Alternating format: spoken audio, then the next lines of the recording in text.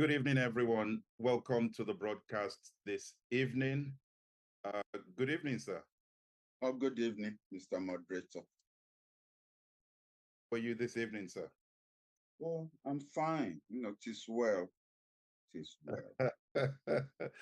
Fantastic. We're getting to the point where 4 o'clock, 5 o'clock is starting to look like 8 o'clock on this end. Yes. That time of the year. Well, but then pretty soon, Christmas lights will be on Harrods and the streets. well, wouldn't be surprised if they start early, given the fact that the Bank of England decided to keep the base rate the same, which has made quite a lot of people happy. We would have loved for it to go down, but unfortunately, we'll take keeping it the same at this point in time. Yes, sir. So to everyone that's joined, please do remember, if you want to make a comment or you want to ask a question, please raise your hand. Use the raise hand function on Zoom. The team are looking at this behind the scenes. They will call it to my attention, but I may not see everybody that has joined. So if you are raising your hand to your camera, I may not see you. So please use the join function on Zoom to indicate you want to make a comment. Sir, without much ado, let me start off today with the United Nations General Assembly meeting that took place in New York. And one of the highlights was the speech of the Nigerian president. And I want to ask you, sir, what is your reaction to the speech of the Nigerian president? And then we'll take it on from there. Okay, I like your introductory remarks. Let me amend that by saying one of the highlights to we Nigerians.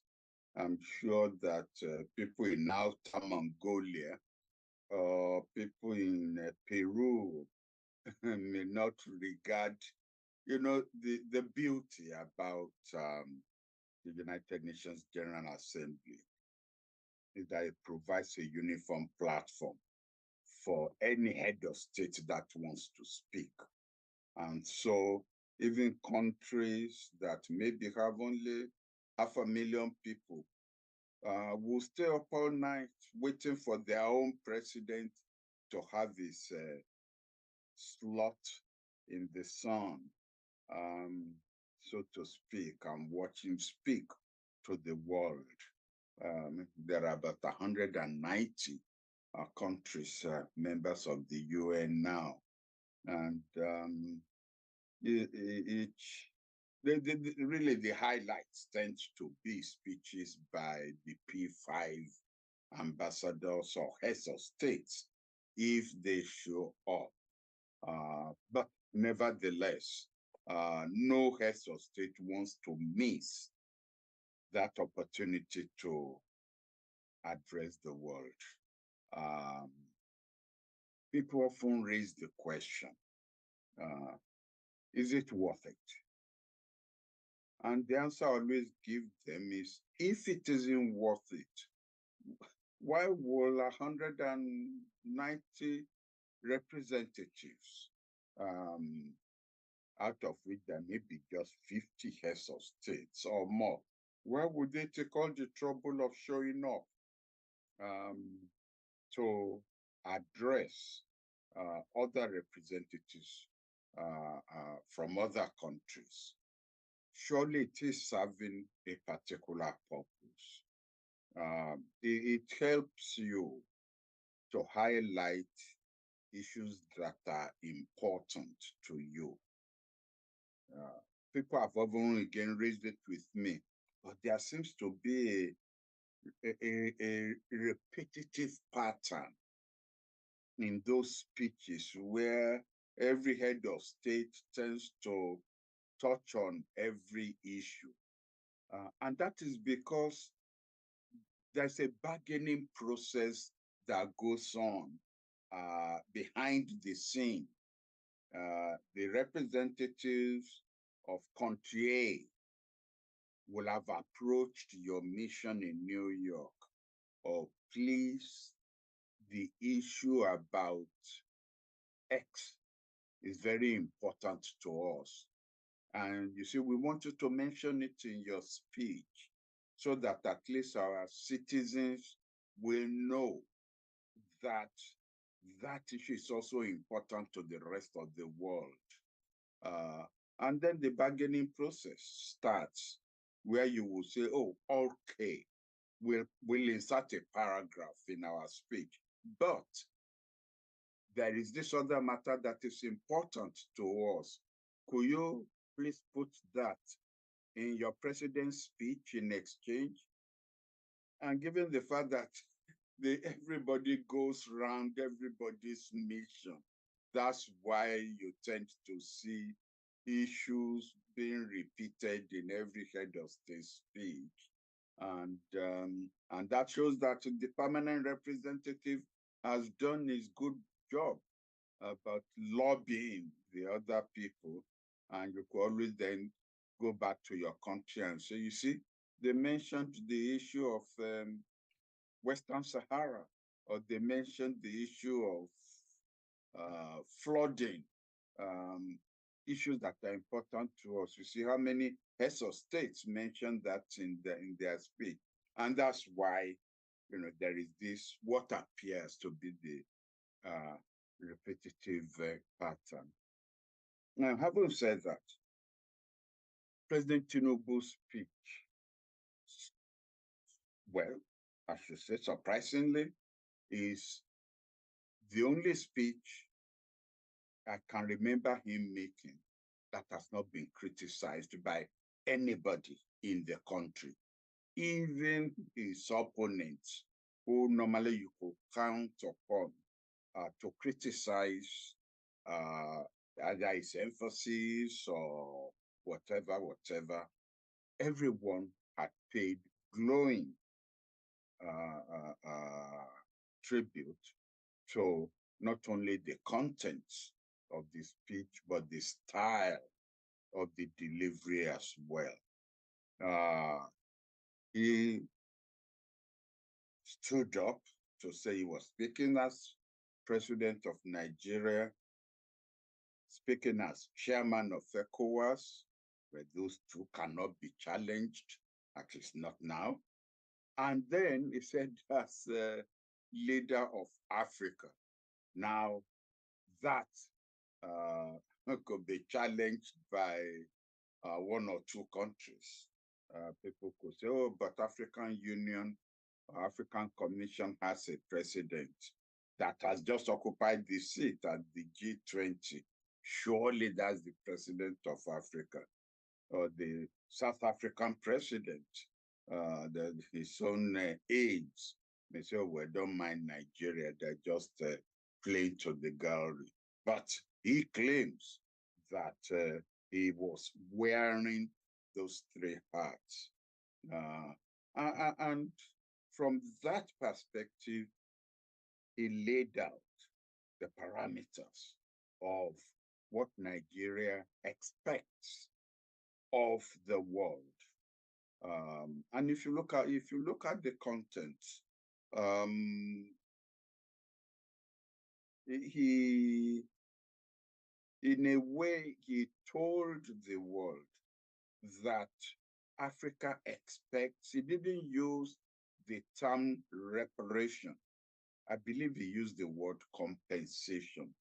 But that, Africa had been badly done by other countries in the world.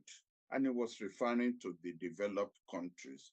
And that therefore, Africa expects something now in return. And that could be debt cancellation.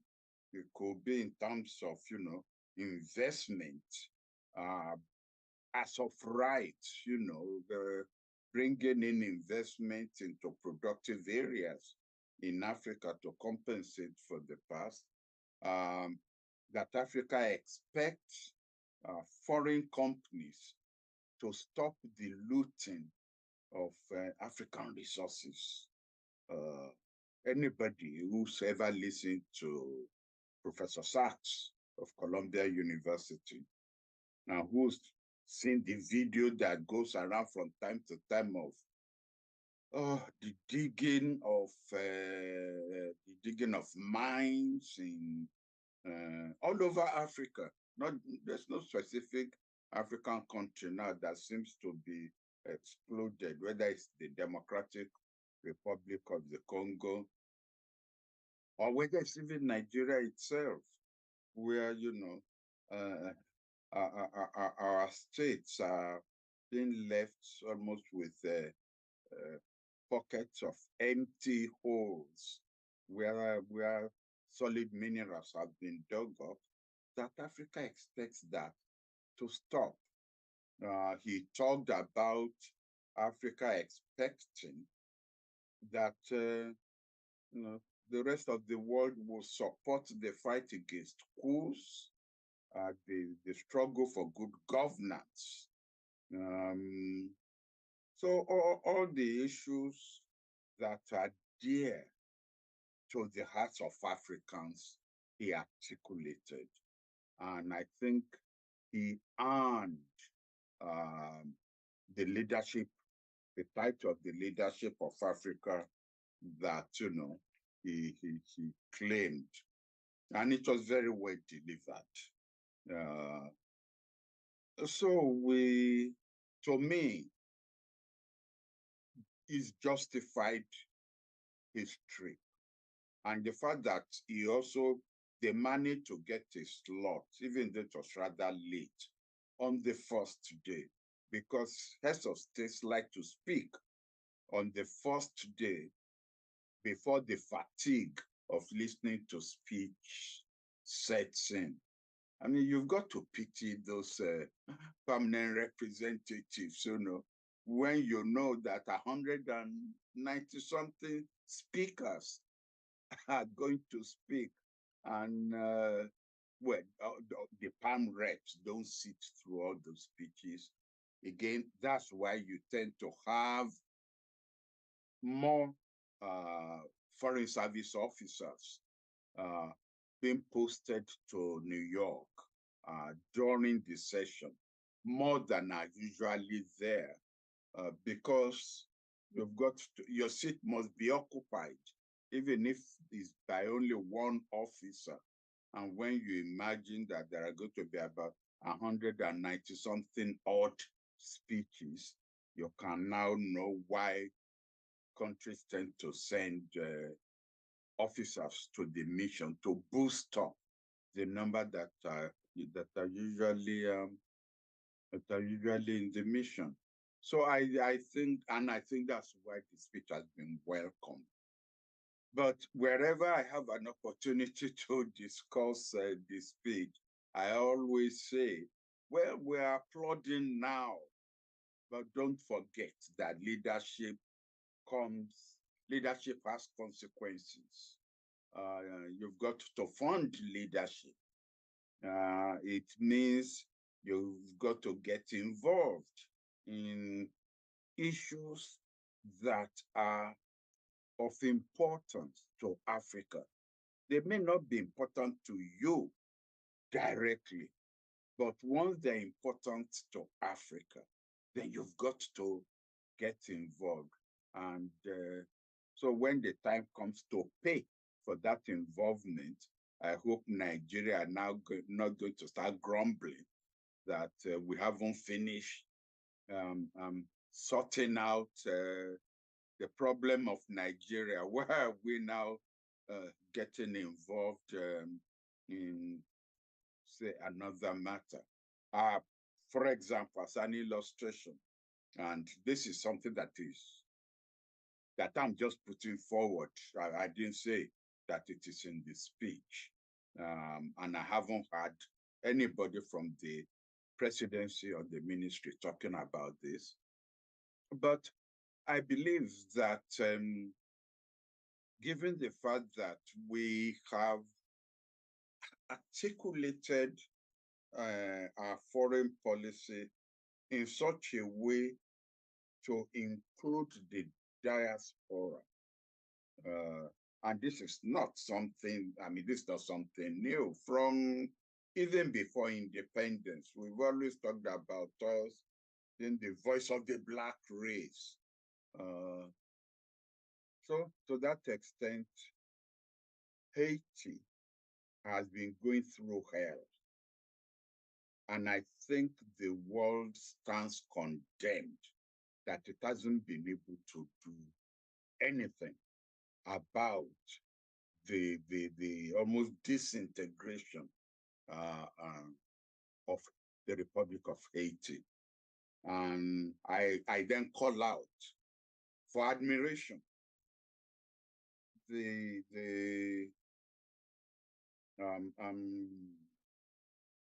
volunteering by Kenya to send 1,000 policemen to join a United Nations effort in restoring peace, order, stability to Haiti.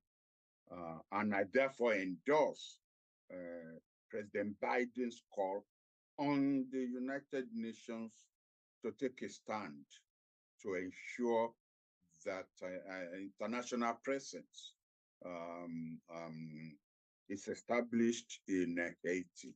And I think we should offer, given the fact that we have a vast experience from the time we became independent with our presence in the Congo, the Democratic Republic of the Congo. We sent troops there. And I believe that we should know that we have a credible record in peacekeeping operations under the United Nations or African Union flag, for that matter. And I think we should respond to the call by President Biden for an international peacekeeping or peace enforcement, for that matter, effort in the Haiti. I think that would be not only a good gesture, but that should show that we can walk the talk. Given the activism that's enclosed in the speech by the president. One more question on that speech before I move away. Quite a lot of people have commended the Nigerian president, President Tinubu, for the way he has gone about presenting Nigeria to the world. He's had quite a few trips recently, and some have said this is good for the country, despite the internal challenges that we have in Nigeria. And that was leading up to this speech at the General Assembly.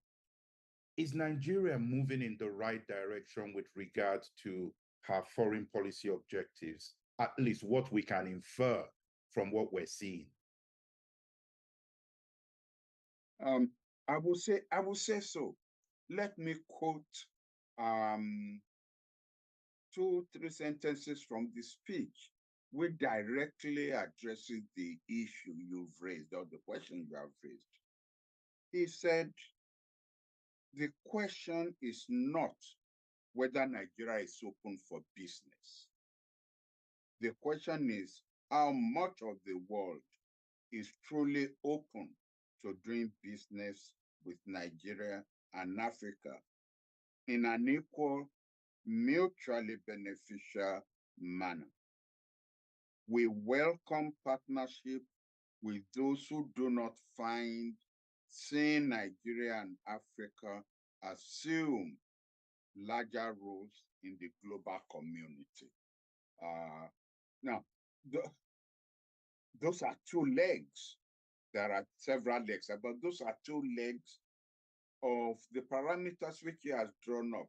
Number one is that we are ready and Africa is ready to do business with the rest of the world, provided the rest of the world is ready to do business with us.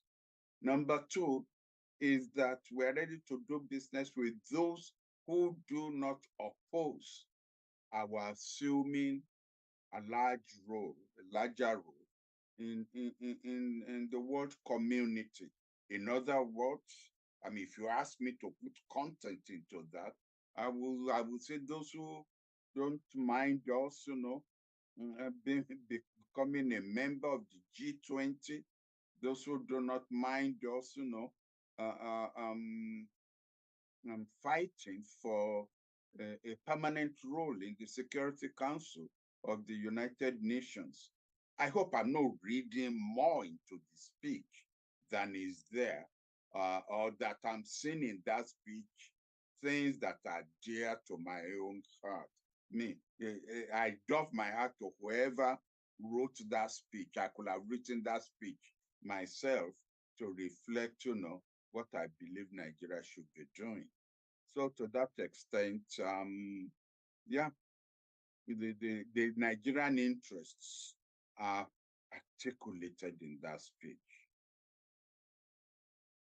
One question I want to bring to your attention, sir, is this debate about BRICS that has been ongoing for a while, and the fact that while Nigeria wasn't invited to be a member of BRICS, Nigeria was on the sidelines in South Africa. And one thing that struck me, sir, is the depth of conversations that have gone on between President Biden and Netanyahu of Israel, between President Biden and Lula of Brazil, on the sidelines during this UN General Assembly. And to that extent, it makes me think, should we really be that critical of the Nigerian vice president attending a meeting on the sidelines at the BRICS summit? I'm sorry, I wouldn't want to delve into the BRICS, issue, given the fact that the Academy of International Affairs in Nigeria has held an open Zoom town hall on the matter, and the mood of the nation has been very well reflected in the consensus that had built up after that town hall. And I think the Academy is busy preparing a report based on what had been articulated during that. I think the important thing is that when the president said I think it's Guinea-Bissau, I hope I'm right about the identity of there, he said, Nigeria is back. And people have said, what does that mean? I think we're starting to see what it means. If we are not into BRICS, there are other organizations. In fact, I think most Nigerians will prefer us to spearhead the formation of another organization. You know, I mean, our forefathers have this proverb to say, the sky is so wide for all the birds to fly without colliding with each other. Obviously, the United Nations is the universal organization. So we take that. But underneath that, there are so many organizations in different geographical areas of the world that there is room for initiative so that no country gets left out. I think that is the important thing. We shouldn't claim to speak for people who also have a voice of their own. Yes, definitely there are several countries, not just in the global south, but in the global north, I mean, as well, who are not going to find themselves in organizations that whose membership is reflective of a strong economy, strong military presence, but who are just small, who are just there. Sri Lanka, you know, um, uh, no, Maldives. Uh, they are not going to end up in BRICS. They are not going to end up in the G20. They are not going to end up in Mint.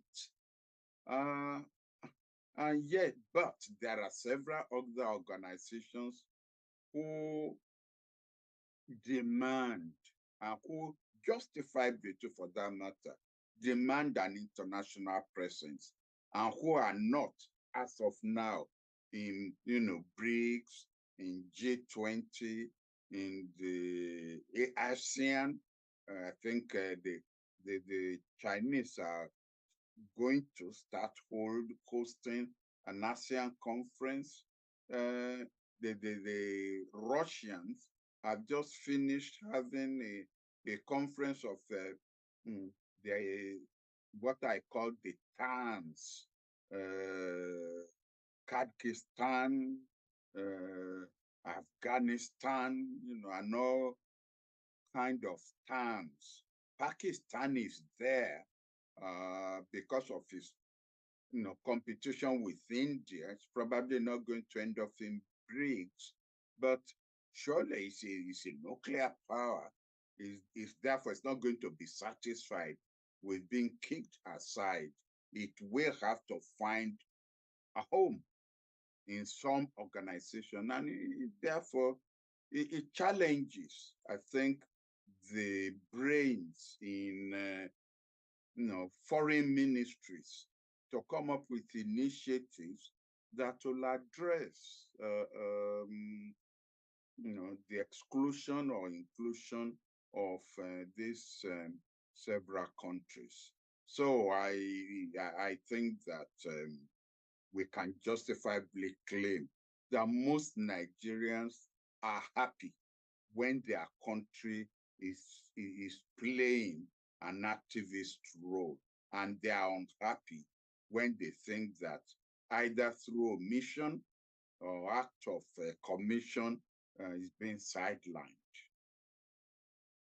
Thank you, sir.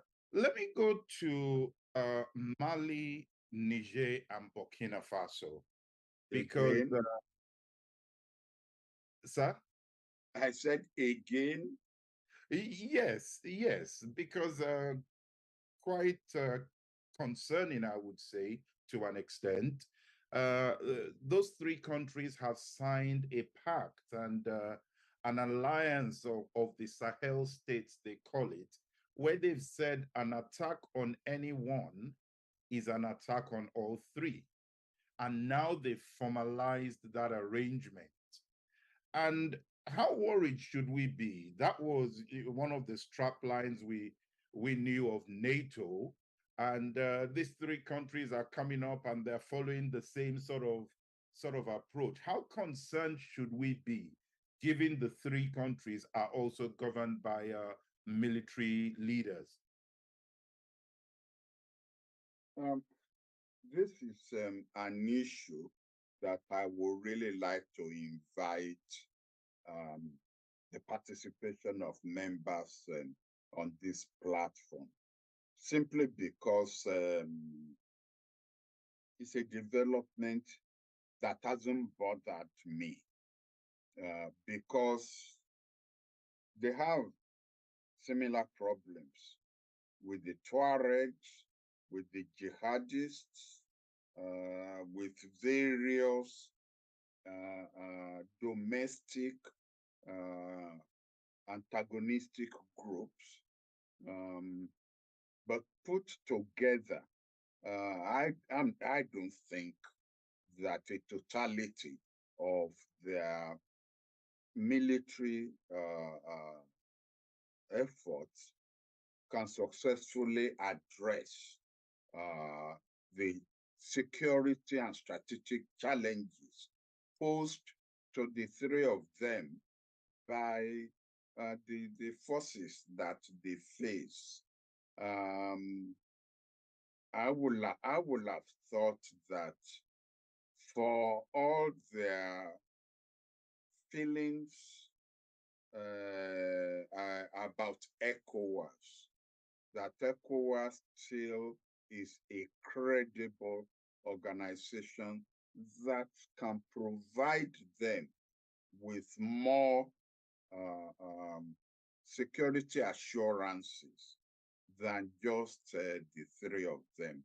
But as I say, I want members on our panel on this particular issue to come in because there are probably ambassadors here who have served either in ECOWAS addressing the issues of Mali, Burkina Faso, Niger, or who have served with United Nations operations, because in a way, UN troops have been in Mali and they are being asked to get out, just as the Democratic Republic of the Congo is asking UN troops to get out.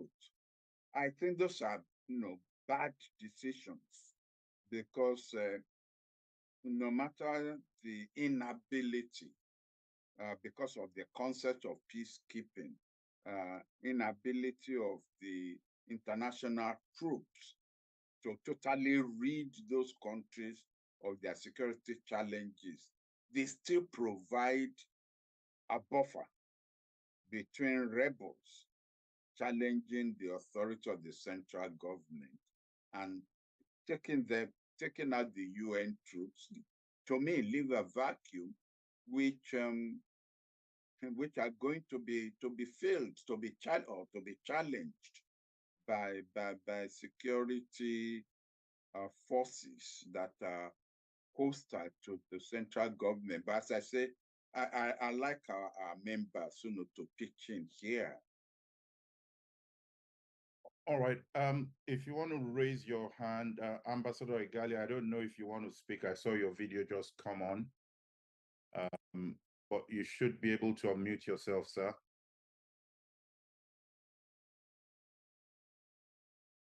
Thank you. Thank you very much. Your Excellency, thank you very much. On this question of the tripartite arrangement between Mali, Burkina Faso, and Guinea, I think we should leave it within the province of ECOWAS to continue engaging them and to strengthen the level of engagement with them. The steps being taken so far are good. At least at the level of Mali, it is by a former president of Nigeria. Level of Niger, the former president of Nigeria is still in front. And maybe Guinea, less for Guinea. But these are issues that ECOWAS is already handling. Yes, Your Excellency, you are right. We cannot make light of the fact that these countries are also United Nations peacekeeping forces to leave, because that opens up that flank for all manner of non-state actors and groups that are extremist groups to take over those countries and infiltrate the rest of the sub-region. But it is only diplomacy with them. I think they were reacting to the fact that there may be a military invasion of Niger. And if there's a military invasion of Niger, then it means that it could extend to Guinea and also to invariably to Mali. So it's a survival show off of strength, maybe false, maybe overrated by themselves, because you are right, sir. There's no way, if ECOWAS itself were to decide on the military option, I do not think that the combined forces of Mali, Burkina Faso, and Niger can withstand an ECOWAS force if supported by the international community. So the way out, to my mind, would be for ECOWAS and Nigeria as the leader of ECOWAS to strengthen its mechanism for engagement. While two former presidents are involved in Mali, particularly the case of Mali, and the former president Jonathan regularly keeps Nigerian presidents from Buhari to President Tinubu well informed. And the same thing for Niger. I think that the flank of Guinea is not as robust. And we may also have to deploy one of sufficiently senior, respectable statesman, not necessarily a diplomat, to engage Guinea. Because if I look at the troika, it appears that Guinea seemed to be the arrowhead of many things.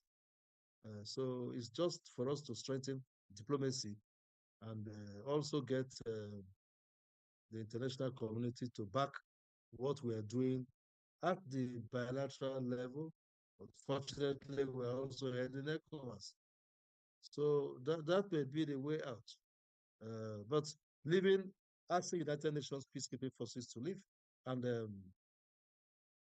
if they become very much averse to receiving peacekeepers, then it becomes difficult because other groups, more violent groups, will move in. As well as I watched a video, very disturbing, and we need to confirm to see that Ukraine was getting some targets, trying to get some targets in Chad, targets that they believed were targets of Wagner Group. It's yet to be confirmed. I've sent to somebody from our system, both at the level of the NIA and also back in our missions in Moscow, to confirm if that video is authentic. But if we get to that extent, then it means that a country like Ukraine is taking their fight with Russia out of Russia to soft targets in Africa, which is very dangerous, and it could happen using drones. So all put together is diplomacy. We need to engage these countries actively. We are not hearing much again about what is happening in Niger, but I believe there is robust back-channel diplomacy going on. So the conclusion, to my mind, is a robust diplomacy. We need to do something about Guinea, and also keep the ante high in the case of Niger and Mali. Thank you, sir. I think Professor Akinyemi, can you please go ahead and make a contribution, sir? Yeah, thank you, sir. We always talk about diplomacy, which is quite good. But we do not always talk about conflict of diplomacy, conflict of robust diplomacy. As much as I want to agree with Ambassador Igali, you see, the issue is that we easily forget not only the history, but the historiography of the problem in the three countries. We should ask the question, why is it that the United Nations, the peacemakers, have been asked to check out or to japa in the manner of Nigerian language? It's simply because we easily forget the fact that when Valéry Giscard d'Estaing was president of France, he came up with a renewed idea of a triple alliance, not the old triple alliance, a new alliance in which Europe, then the European Economic Community, not yet the European Union of today, America, and then Africa. The way Valéry Giscard d'Estaing conceived remain the source of raw materials. So, in this particular case, America is supposed, with the European Union, provide the funds. And in this case, France was specifically designated to represent Western interests, particularly NATO interests. So whatever France was, this has always been done with the complicity, of the other countries. That's why they don't complain. Now, how is this one relevant to the crisis of today?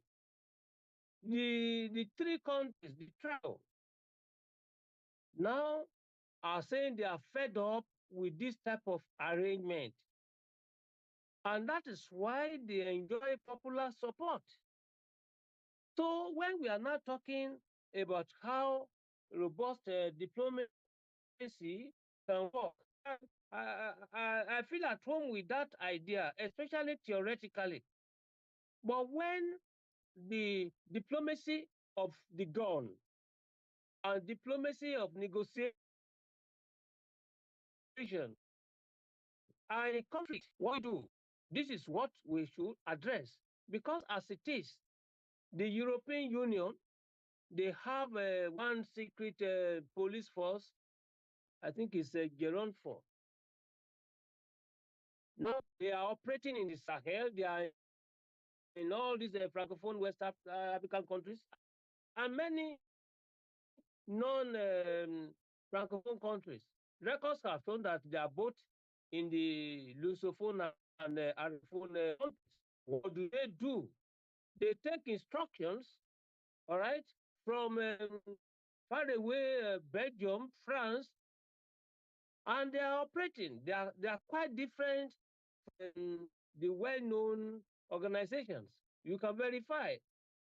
Even some records have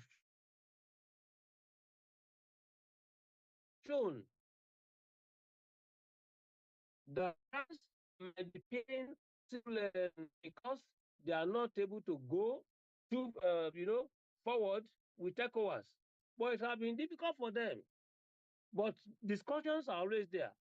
Will the West African region be confronted with a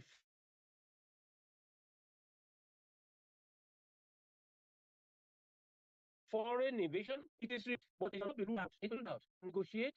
The issue will not just be negotiating the two. And for what? Because Mali had a defensive offensive strategy.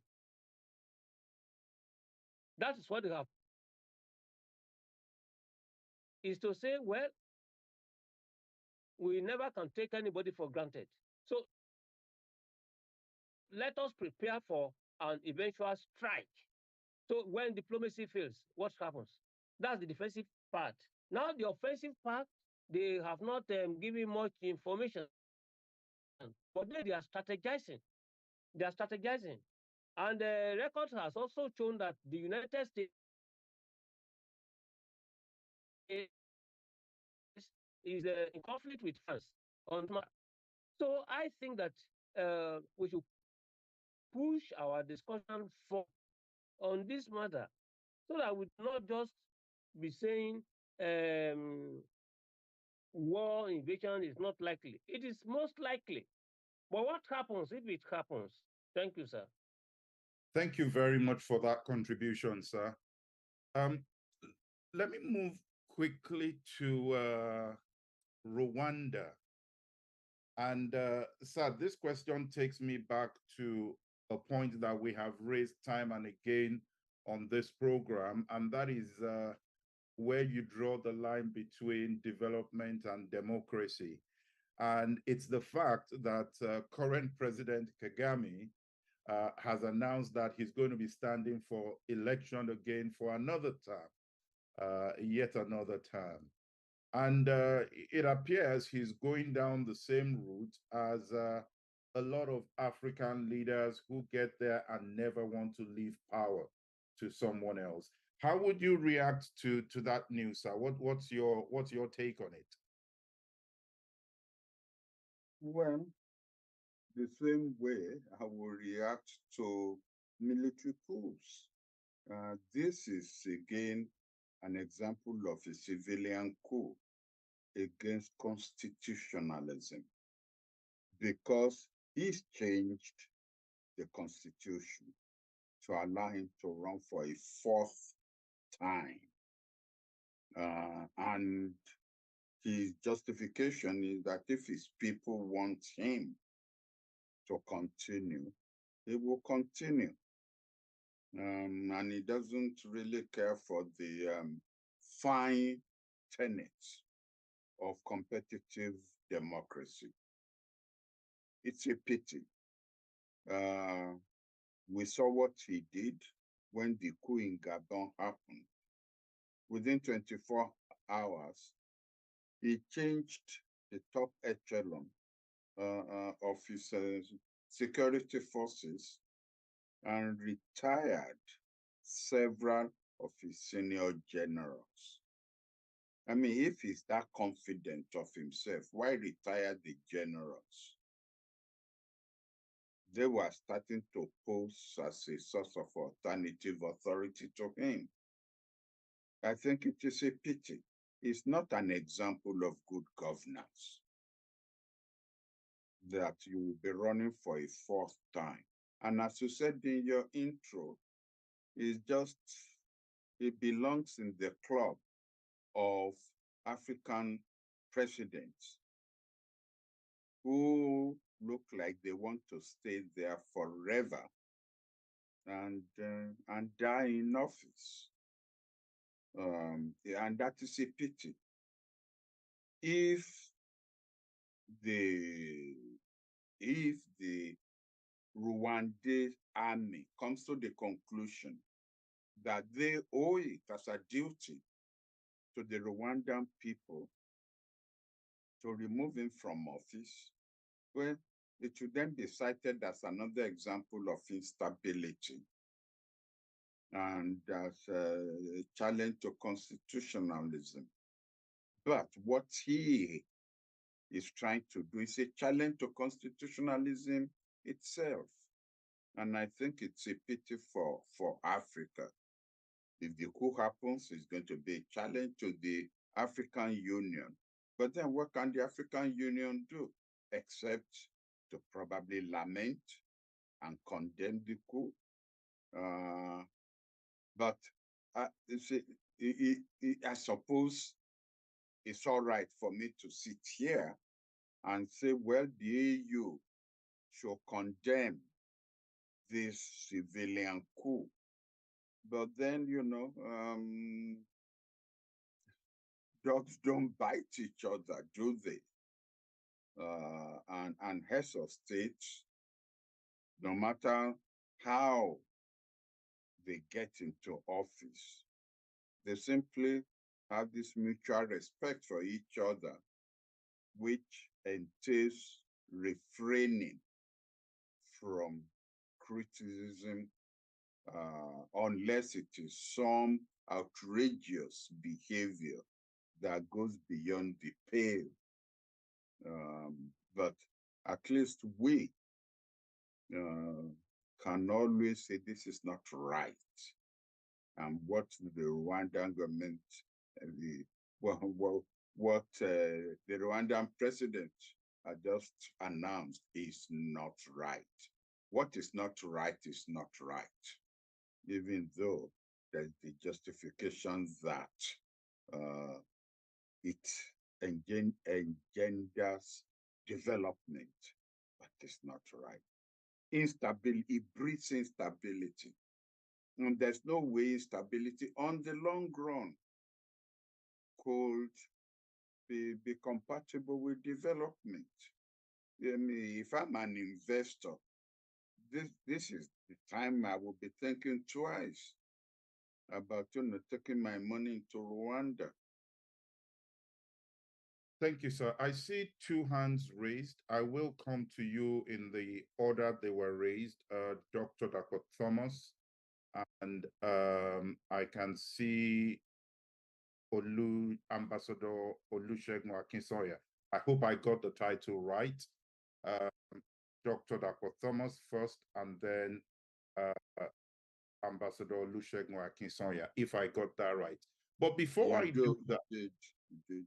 I did. Okay, fantastic. Before I do that, there is a comment from someone on YouTube. Can you please explain yourself a little bit more? You've said ECOWAS does not recognize them, so how can this happen? Can you please help to put some more context to that question so we can address it? Also, there's a comment here from Obashoro. Good evening. I would like Revered Prof to share his thoughts on ECOWAS's push for return to democratic rule in Niger, while individuals such as Qatar of Cote d'Ivoire are undermining democracy in their countries. I'm not aware ECOWAS has cautioned such leaders. I, however, stand to be corrected. Do you want to take that, sir? Well, it flows from my answer on Rwanda.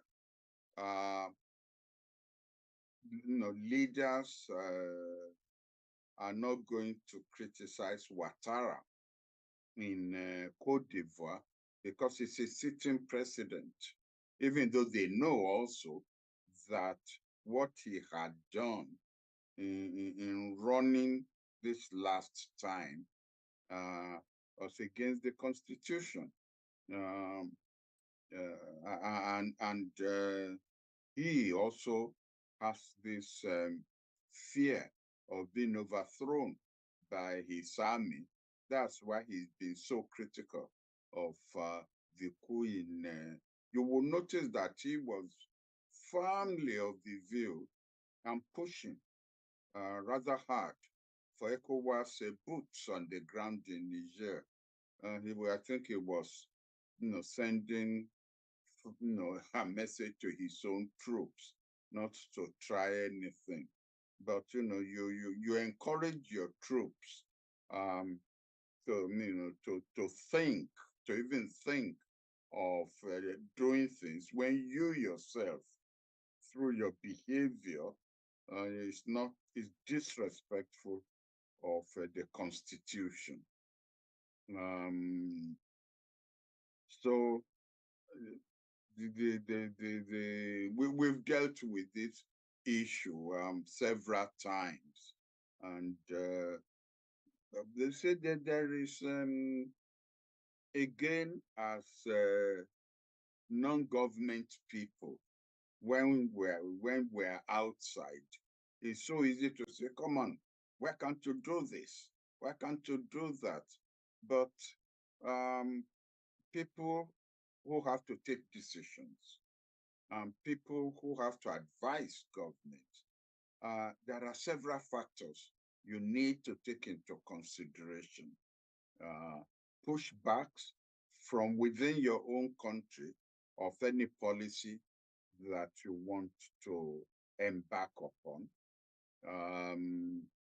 the ability of your economy to sustain the policy that you may be advocating, pushback from external sources.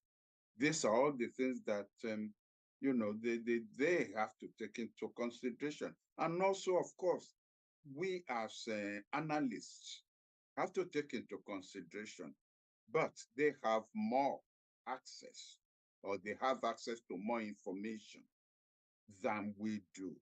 And therefore, at times when we are thinking, why can't they do this? It could be because of the information that is available to them.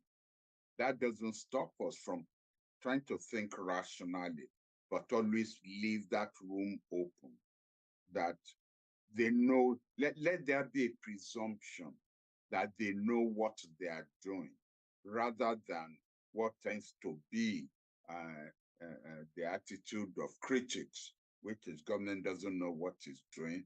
We know better than government. Thank you, sir. Dr. Dakwa Thomas, do you want to unmute yourself, please? Yeah, good evening, sir. Now, I had the feeling that there was a reason behind the change in the name of OAU to EU, to AU in 2002. I also have a feeling that by adopting AU, the African countries or the body as a whole intended to adopt certain templates or maybe models from the EU standards. What I mean is that if because in Africa we are still having people doing 3 terms, 4 terms, 5 terms, but the EU does not allow this. It emphasizes, in fact, by the time you are signing the treaty and then you are becoming an acceding country or accession country, you are expected to fulfill certain obligations. And there is emphasis on corruption. There is also emphasis on election at the right time. And then you just ensuring that you do not go beyond what the Constitution stipulates. And then there is also the issue of human rights.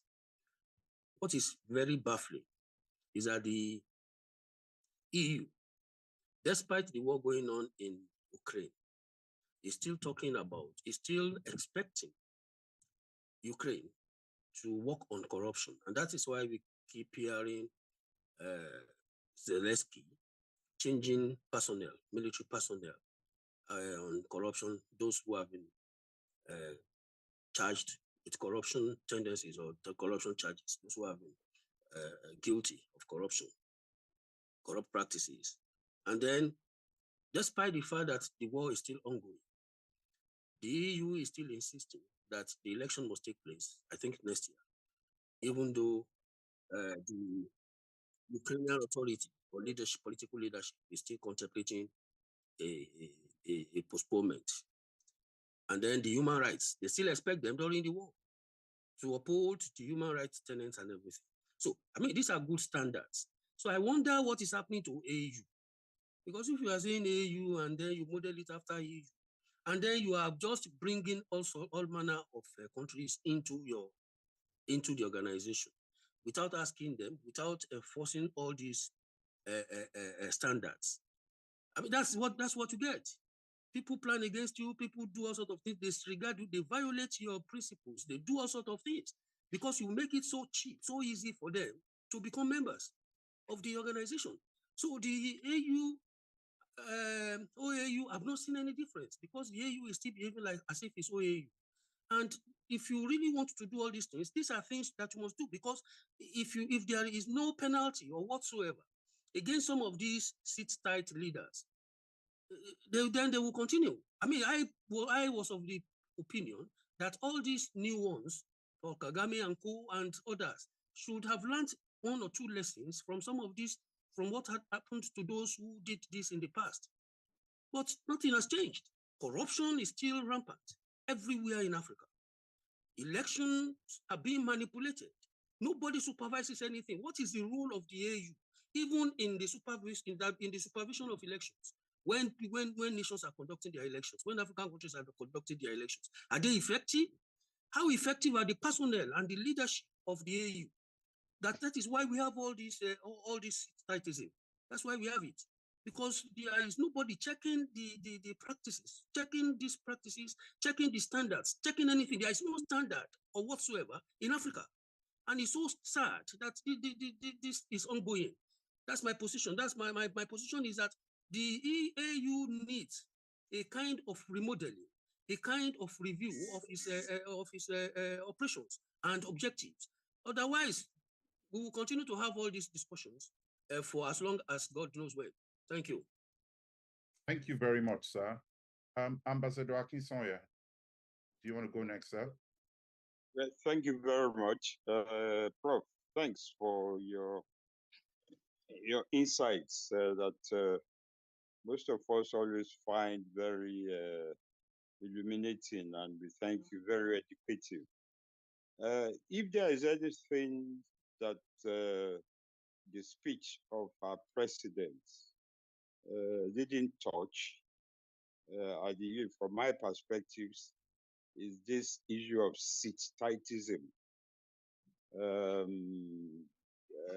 I didn't hear much, even though there's a reference to Niger and good governance, relation to economic development. I didn't hear him speak on seat-titism, which to my mind is a problem in Africa.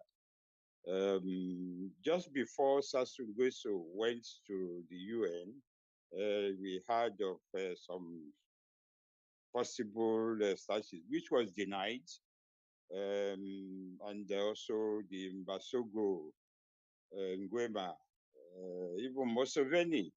And the reasons they have always given is that as long as our people want me. In the case of Rwanda, well, people say it's benevolent as examples of economic development, as examples of good things in Africa, but that is not all.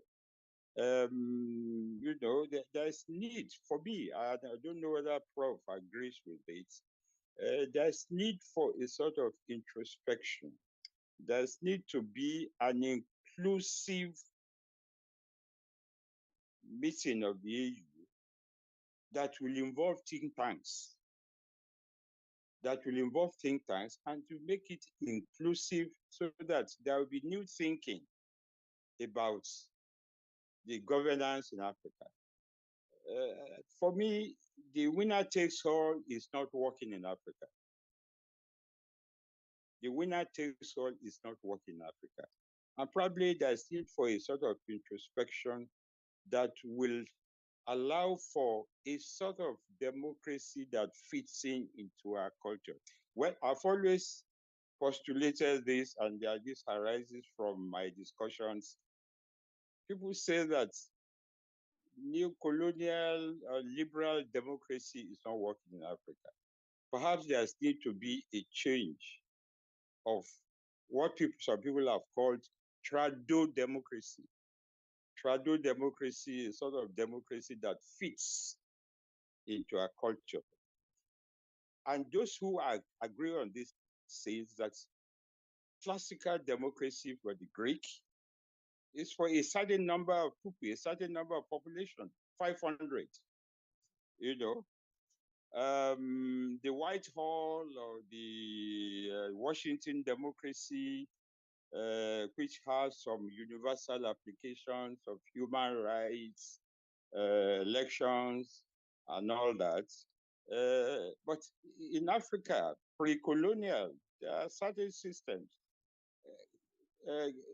Botswana, up to today, practices trado democracy. And if what people say that you know, this democracy presupposes a level of development and a level of political education. Africa cannot wait until it reaches that level of development before it can be democratic. Same for the level of political education. These are some of the thoughts that goes into secularism, African socialism, and all that. So for me, I think there is need for a sort of retrospect. There are a lot of think tanks in Africa. And I believe there is time now for us to look at the governance issues. Elections has become a peace and security, a security issue. The moment you hear about an election, there are the massive movements of police and so on. So all these things, for me, is probably, I don't know what the views of the professor is about it. There's need for an introspection, for think tank, inclusive summits in Addis. It's not just for head of state that will come and read scripts, but for the think tanks, the civil society, the diaspora, to meet on the surface and look at what are those things that would make a sort of democracy, relative democracy, work in Africa. These are some of my views, sir. Thank you, Prof. Thank you very much, sir. Sir, do you want to respond to that before I clarify the comment from YouTube? Yes. Okay, I was even hoping that Shegun would address some of the issues raised by Dapo, especially since he was within the system at the time during the transmutation of OAU to AU. We thought there was some progressive step in the setting up of the African Human Rights Commission. There's also the ECOWAS Human Rights Commission or Court. So we thought those were steps in the right direction. But obviously it has not bloomed in the way that Dapo and several of us thought it would bloom. But, you know, as he was talking, that's Dapo, my mind went to the Commonwealth, which, to my surprise, admitted Rwanda and admitted Cameroon in spite of several declarations that it has on his books about democracy and human rights. That, to me, is even more condemnable because this was something that happened recently. Because, I mean, the heads of states in the Commonwealth are sufficiently powerful enough to have put a stop to the Commonwealth drift towards Kigali and towards Cameroon. But obviously they didn't stop, the Commonwealth embracing those two countries. But I think that you see, even if I don't know what it is going to take for the African Union to move against sit-tight African heads of states. You see, again, probably, you see, this is where the problem comes in. When Nigeria, along with ECOWAS, wanted to move against Niger, you saw what happened. There were accusations that Nigeria and ECOWAS were going to play the French game in Niger, protect French interests, protect American interests, protect Western interests.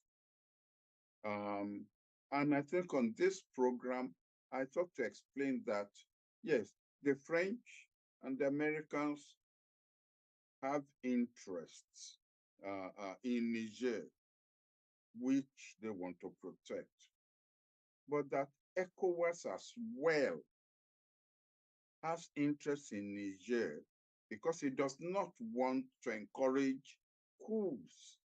And that the fact that on this particular issue, there was a convergence in the interests of AU, the interest of ECOWAS, and in the interest of France and the United States, that the coup should not succeed, did not mean that France was teleguiding ECOWAS.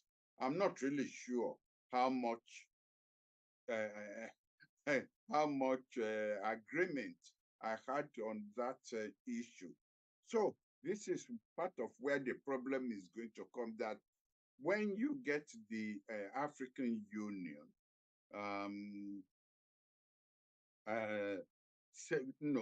wanting to move against sit-tight presidents, you are going to have some suspicion that it is because France is pushing African Union or the United States putting African Union. And yet there's no way that the African Union will have the capability to move against its tight president unless it is really supported. I mean, let us call a spade, because I was going to say, unless it has the support of the United Nations. But you know who the powerful forces in the United Nations are. And I doubt whether you will ever have the United States, Russia, and China being supportive of the African Union moving against that president. So we run the risk now of the African Union being called a puppet of Washington. That is because Washington is fed up with these type presidents, that it is now using the EU, to move against them. So, but I get the point that Dapo is making. Turkey tried to join the EU, and the EU has refused on the grounds that its human rights record and its commitment to democracy, both are not sufficient to meet the high standards of the EU. And I think this is what Dapo is alluding to. Whereas in the case of the African Union, we'd rather have everybody inside the tent following the tradition of the OAU, and then try to work, within that. But I don't see the AU will lament, the AU will condemn, but I don't see the AU expelling or sanctions against whether it's Congo Brazzaville, whether it's Equatorial Guinea, Kigali, Museveni in Canada. Museveni in Uganda. I don't see the EU doing that. Shegun talked about trado democracy. For my master's degree, I wrote a thesis on communalism and African development. And my supervisor, an American, called me and said, you are rather brave, but at the same time, you've been smart. You didn't call it African socialism, or else you would have thought you're a communist. Labeling it communalism, which we were not even aware of, because this was 1964 at the Fletcher School, and the Americans probably have never even heard of that term and were not aware of traditional African society pre-colonial. But they were not going to have anything to do with socialism, whether you call it African socialism or what have you. And he thought I sailed a little bit too close, to the wind, but that I managed to escape by calling it communalism. And they thought that's something original coming out of Africa. So this topic keeps coming out from time to time about Africa developing its own form of government that we would be comfortable with. But is there any difference between African traditional institutions and one-party system? Is there any difference? There must be an institution if we embrace African the African traditional system. So, but you're right, the debate has to be out there because Western concept of democracy is not serving our interests. All right, sir. Two comments I would read out, and then the clarification from YouTube. And this person is saying that Prof was asking that these countries, referring to Niger, Burkina Faso, and Mali, to lean on ECOWAS for defense instead of going into this tripartite relationship, and the fact that ECOWAS does not recognize them. And what your response would be to that, sir? Well, I believe that Ambassador Igali addressed that issue, that it cannot be beyond, the diplomatic skills of ECOWAS countries to see where and manner in which we can address the interests of these 3 or 4 countries.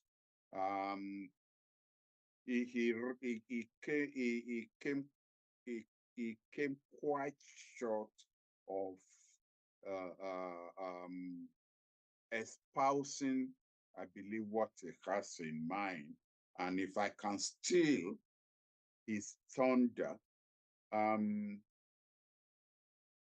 I believe that he wants Nigeria and ECOWAS to adopt the American tradition of special envoys to special conflict areas. So that frees the traditional foreign ministries to get on with the day-to-day addressing the other interests, while this special envoy, which doesn't have to be at the level of head of state, it could be a very senior ambassador, will be tasked with addressing and trying to smoothen out the rough edges of engagement with this in these conflict areas. Right now, as he rightly pointed out, President Jonathan is involved in one. President Abdul Salami is involved in another one. But there are 1 or 2 other countries that may fall below the radar that we need to pay attention to. And as he rightly said, and I endorse that, it's not beyond the skill of ECOWAS diplomats, ECOWAS head of states. We haven't gotten rid of the military in Mali, in Burkina Faso, in Niger, in Guinea. We haven't gotten rid of them. But at the same time, we don't want to endorse them.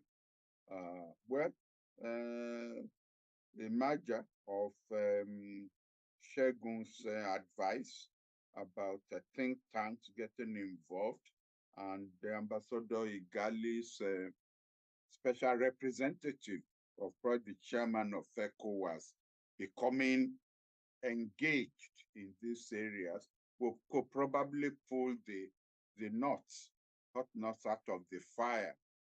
But it does what diplomacy is supposed to do, which is keep talking. Don't let conflict freeze into situations that you don't want. Keep talking. Yeah, I'll take this last comment from Professor Falode, who throws an interesting spin on the conversation. He says the argument of one of the speakers that the EU doesn't subscribe to tenure elongation in its domain is false. Angela Merkel ruled Germany for 16 years. She went for re-election multiple times. Mark Rutte of Denmark ruled for 13 years. Viktor Orban of Hungary has ruled for 13 years and still counting. His point is that the EU allows tenure elongation as long as it's backed by the constitution.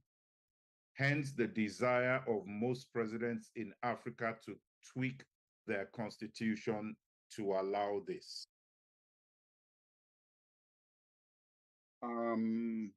No, I suppose it's not big. It boils down to a question of terminology. It's no longer term elongation if the Constitution does not provide for term limitation. In Britain, there is no term limitation. You could call for an election at any time, and you could run several times as long as you keep winning the election. Even though winning the election, as Boris Johnson has found out, does not prevent your party from kicking you out when they feel that you've crossed a few red lines. But the point is not to amend that constitution to allow you to run another term or several terms. I think that is really what we're opposed to.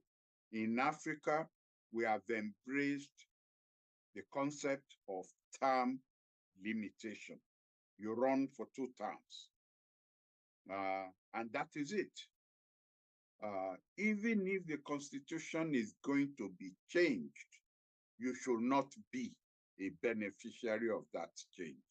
Maybe whoever is going to take over from you could be a beneficiary of the change.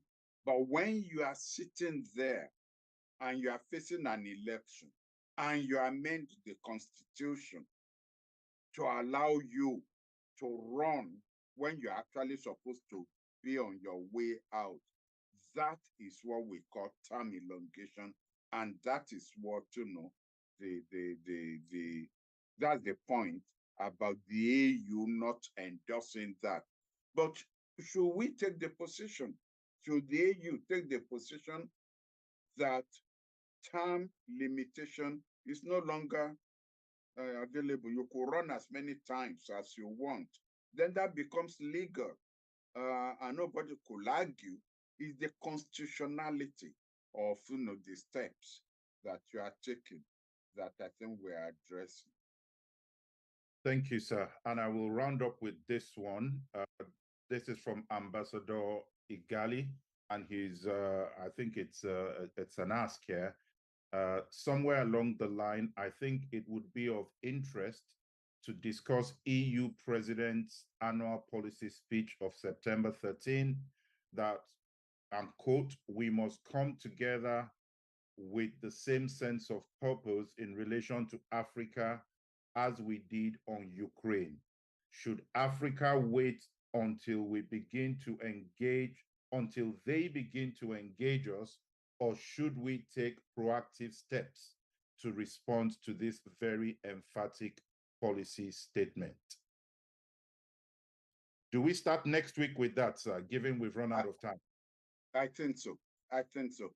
And members on the platform should be prepared to engage us in a robust debate about the issue raised by Ambassador Igali. He doesn't want us to be reactive.